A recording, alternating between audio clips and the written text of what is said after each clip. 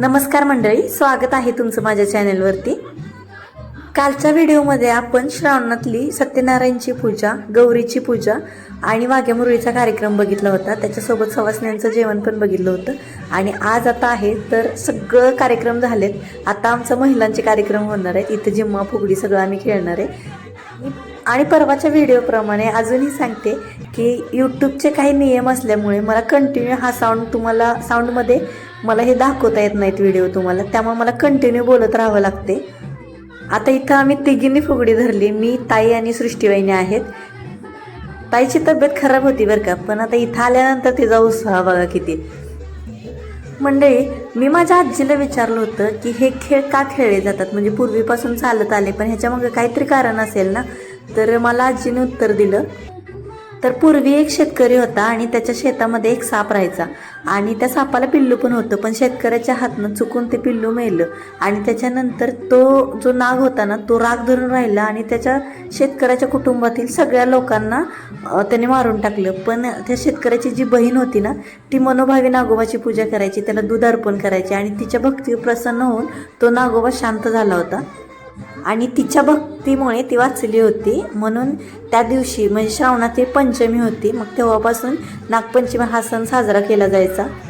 पूर्वी काय होतं की जास्तीत जास्त लोकांचा शेती हा व्यवसाय असायचा आणि शेती करताना कधी कधी शेतातली कामं करताना जमिनीखाली नाग असतात, साप असतात आणि ते मारले जाऊ नयेत म्हणून त्या दिवशी शेतीतलं कुठलेही काम केलं जात नसायचं। आणि पूर्वी काय TV, मोबाईल असं पण नसायचं, त्यामुळे मनोरंजनासाठी हे खेळ खेळले जायचे। आणि ह्याच्यामुळे कसं होतं की समाजामध्ये एकी पण वाढते आणि मनोरंजन पण होतं। आणि ही प्रथा ग्रामीण भागामध्ये अजूनही चालू आहे, शहरामध्ये पण बऱ्याच ठिकाणी ही प्रथा चालू आहे बरं का।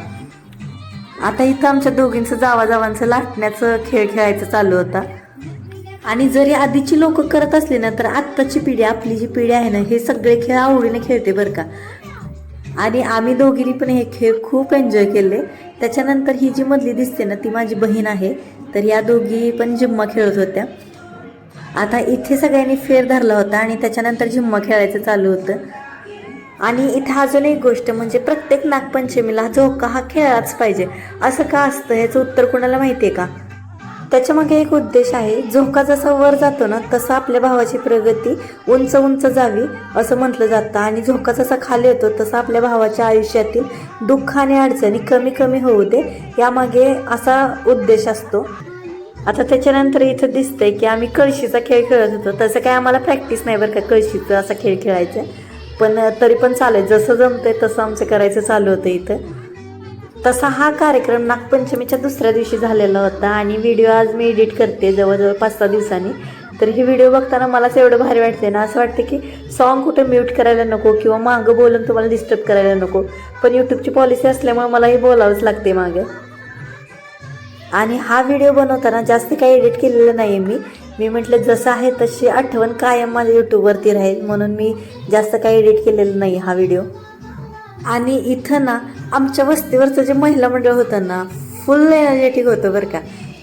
आणि सगळे पण असे छान तयार होऊन आले होते आणि सगळे इन्वॉल्व होत होते, असं नाही का एकत्र येऊन आम्ही कार्यक्रम केला होता हा सगळा।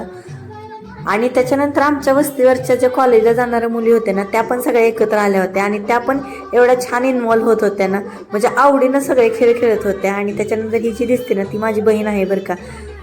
माझी बहीण आणि या ताईची फुगडी खेळायची चालू आहे, पण जास्त खाली ना चटे टाकल्यामुळे जास्त व्यवस्थित फास्ट फुगडी खेळायलाच येत नव्हती। त्याच्यानंतर मी आणि वहिनी पण फुगडी खेळून घेतलो, कारण आधीमध्ये असं फुगडी खेळायचा कधी योगच येत नाही। आज ना आजचा दिवस होता तर फुल सगळ्यांनी यूज करून घेतला आणि सगळ्यांनी एन्जॉय करून घेतला बरं का। त्याच्यानंतर ना आवडते गाणे सगळ्यांनी वाजवायला सांगितले आणि त्याच्यावर आम्ही सगळ्यांनी मिळून डान्स केला बरं का। आणि नॉर्मली कसं होतं गावाकडे असे डान्स बिन्सचे व्हिडिओ बघितले ना कोण काय म्हणतं का असं राहतं थोडंसं मनात, पण आज मात्र सगळे एकत्र येऊन छान डान्स करत होते, सगळे बिनधास्त नाचत होते, त्यामुळे काही कोण लाजायचं बुजायचं असं काय नव्हतं। आणि सगळी गाणी पण त्यांच्या फरमाईशवर लावली जात होती, आमच्या फरमाईशवर जसं लावायचं तसं। आणि सगळ्यात महत्त्वाचं म्हणजे बरं का इथं जवळपास आणि आसपास कोणच पुरुष मंडळी नव्हती, त्यामुळे महिला सगळ्या बिनधास्त होऊन नाचत होत्या। आता माझा व्हिडिओ बघितल्यानंतर त्यांना पण वाटेल, हा व्हिडिओ बघितल्यानंतर आठवण राहील त्या दिवसाची। ठीक आहे, चला नागपंचमीचा दिवस म्हणजे आपला दिवस आहे, त्यामुळे फुल एन्जॉय करायचं, सगळ्यांचं टॅलेंट बाहेर आलं पाहिजे आज। आणि डान्स करून झाल्यानंतर बघा ह्या मुलींचा अजून लाटण्याचा खेळ खेळायचा राहिला होता आणि सगळे दमले होते, जरा साईडला बसले आणि ज्याच्याकडे एनर्जी आहे ना त्यांचे खेळ चालू होते. पलीकडे सुपाचा पण खेळ चालू होता. आता पहा, ह्या कॉलेज जाणाऱ्या मुली एवढ्या इंटरेस्ट घेऊन खेळत होत्या, म्हणजे आपली ही प्रथा कधीच बंद पडणार नाही, म्हणजे सगळे इंटरेस्ट घेतात.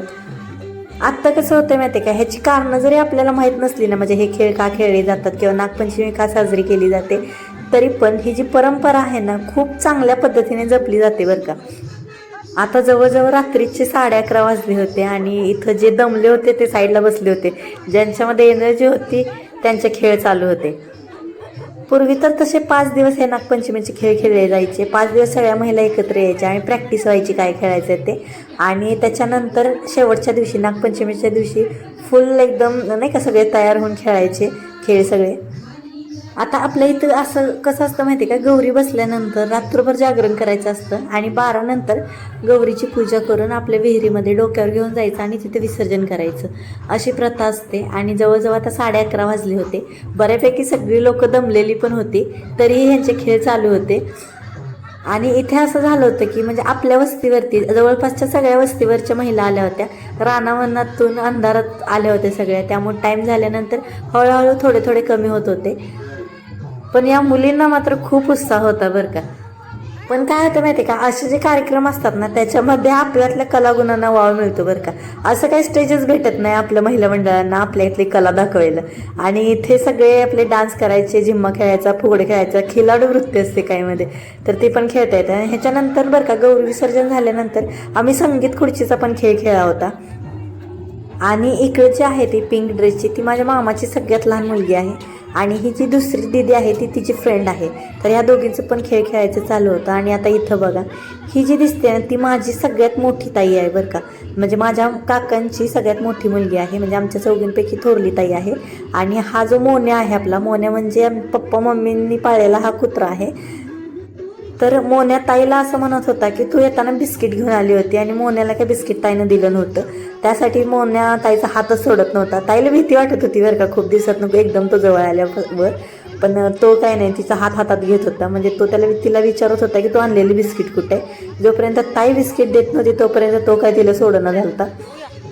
आणि तो आम्हा चौघींना पण तसा करतो बरं का. त्या दिवशी मी पुण्यामधून गेले, 4 वाजता पहाटे पोचले होते घरी आमच्या, आणि तिथं आला होता मोन्या. तर ते दोन्हीचे दोन्ही हात त्याचे माझ्या हातात की तू काय आणले खायला.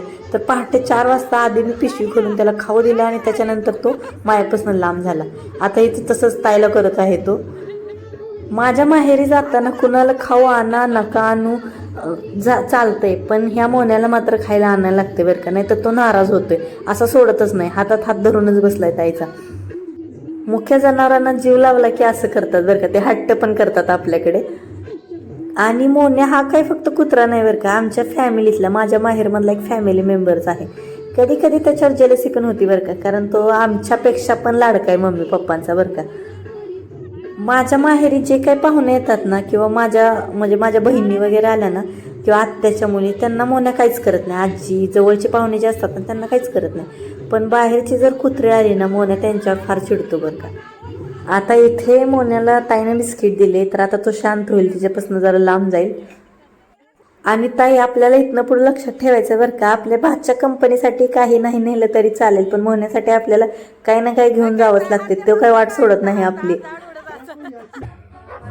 आणि इथे आमची आरती चालू झाली होती गौरीची, कारण 1 वाजल्या होत्या जवळजवळ सगळे खेळ खेळेपर्यंत, आणि सगळं आमचं संगीत खुर्च्याही आम्ही सगळं खेळलो. आणि त्याच्यानंतर 1 वाजले होते. मग आता आम्ही सगळ्यांनी जेवढे आहेत तिथे सगळ्यांनी मिळून आरती केली छान देवाची. तर सकाळची आरती मम्मी पप्पानी केली होती, त्यामुळे आता ही आरती आम्ही सगळ्या मुलींनी केली. वहिनी पण होत्या आमच्यासोबत आणि माझा भाचा पण होता. तर आम्ही सगळ्यांनी मिळून ही आरती केली होती. आज आरती करताना वाईट पण वाटत होतं बरं का, एवढी तयारी केली, एवढा उत्साह केला, दिवसभर एन्जॉय केला आणि एवढी पॉझिटिव्हिटी वाटत होती. आणि आता ही गौरी विसर्जन करावी लागणार होती आपल्याला. असं पण वाटत होतं की एवढं घाट घातल्यासारखं, एवढा कार्यक्रम केल्यासारखं 1-2-3 दिवस तर गौरी असायला पाहिजे होती.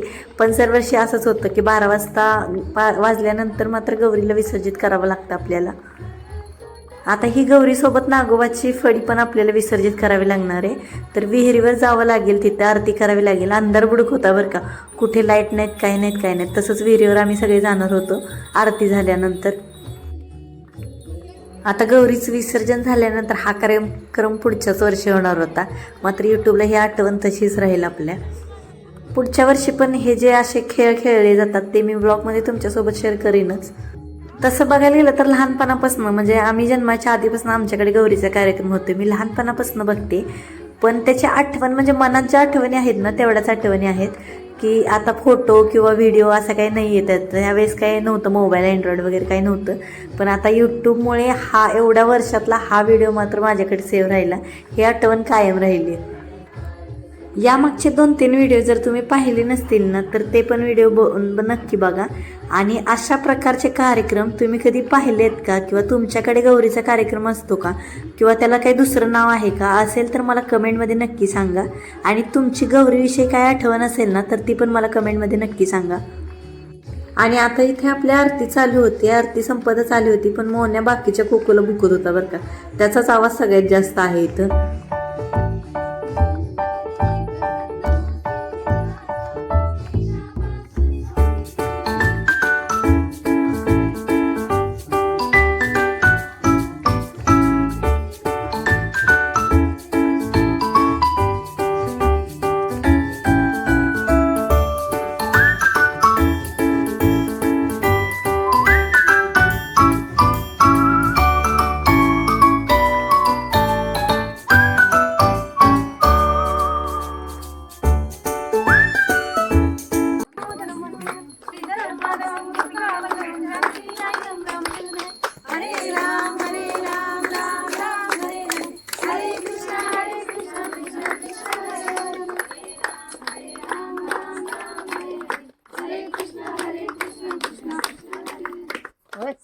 आरती धरली बा.